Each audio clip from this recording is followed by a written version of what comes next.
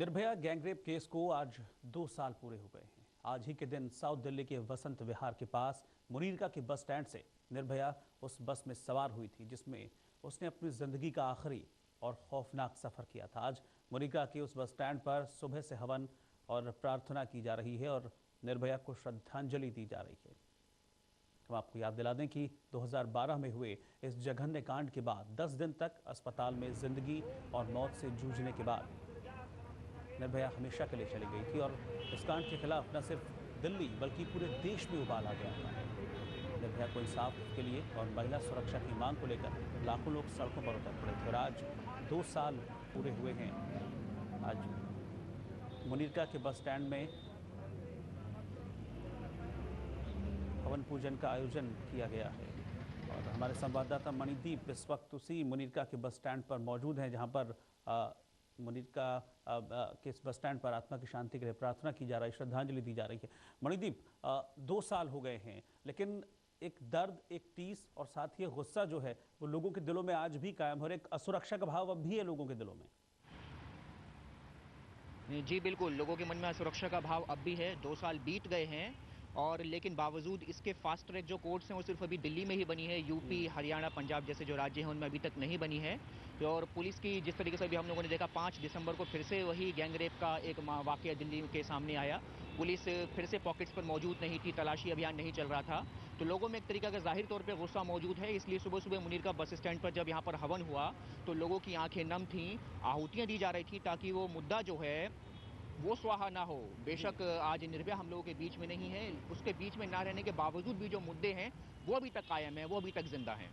हाँ बिल्कुल। और जो जो निर्भया थी, जो पीड़ित थी इस कांड की, उनके माता पिता खुद अभी भी इस बात को मान रहे हैं कि 2 साल भले ही हो गए हैं लेकिन सुरक्षित अभी भी महसूस नहीं करते। वो चाहते हैं कि और कुछ तब्दीलियां होनी चाहिए। जी बिल्कुल, हम लोगों से उनकी जब बात हुई तो उन लोगों ने साफ तौर पे कहा कि उनकी बेटी तो उनके बीच से चली गई है, लेकिन जो अभी भी जो बेटियां हैं जो सड़कों पे चलती हैं, जो कि ऑटोज़ में चलती हैं, जो कि बसेज़ में चलती हैं, उनकी सुरक्षा के पुख्ता इंतज़ाम नहीं किए जाते हैं। कुछ इसी तरह की सुरक्षा के उन इंतज़ामों को प्रधानमंत्री तक पहुँचाने के लिए मुनीरका बस स्टैंड पर इस समय वर्ल्ड के रिकॉर्ड को तोड़ने के लिए जो गिनीज़ बुक में नाम लिखवाने के लिए यहाँ पर एक आयोजन किया जा रहा है, जिसके अंदर कहा जा रहा है कि प्रधानमंत्री के नाम में सबसे बड़ा लेटर लिखा जाएगा, जो कि अभी तक 800 मीटर एक लंबा लेटर गुजरात के किसी शख्स ने लिखा था। तो महिलाओं की सुरक्षा के मुद्दे पर प्रधानमंत्री के लिए लेटर लिखा जा रहा है और ये 13 दिन तक ये अभियान चलेगा और इस अभियान को करने वाले शख्स हमारे साथ मौजूद हैं। हाँ। जी आप बताइए इसके पीछे क्या आयोजन के पीछे क्या मकसद है आपका? हम हमारा मकसद है कि हम लोगों को जागरूक करें, क्योंकि अभी जो भी कुछ सरकार कर रही है उससे कुछ नतीजा नहीं निकल रहा है। तो हमको कहना है दिल्ली वालों को कि इस समय साथ में आप मिलिए और हम साथ में ये खत प्रधानमंत्री के कानों तक पहुंचाएं कि लोगों को सजा नहीं मिल रही है, लोगों में रेप का डर नहीं है, तभी जो है रेप पे रेप हो जा रहे हैं, डर नहीं है। क्यों होना चाहिए? पिछले साल 33,000 रेप हुए थे लेकिन केवल 5,100 लोग को सजा मिली थी। 33,000 में 5,100। ये गैंगरेप के बाद में जब उन्होंने इतना काम किया है तो हम कह रहे हैं कि सबसे पहले तो आप नापतोल करिए। आज का data ministry of home affairs पे 12 महीने पुराना है। हमने आरटीआई जमा की, आरटीआई में कुछ मिल भी नहीं रहा है। 12 महीने पुराने डेटा में आप कैसे कह रहे हैं कि आप कुछ कर रहे हो? जब आप नाप ही नहीं सकते हो तो आप कर क्या रहे हो? तो सबसे पहले जनता में आप हर महीने नापतोल कीजिए, कितने रेप हुए, कितने अदालत में केस सलटारे हुए और कितने लोगों को सजा मिले।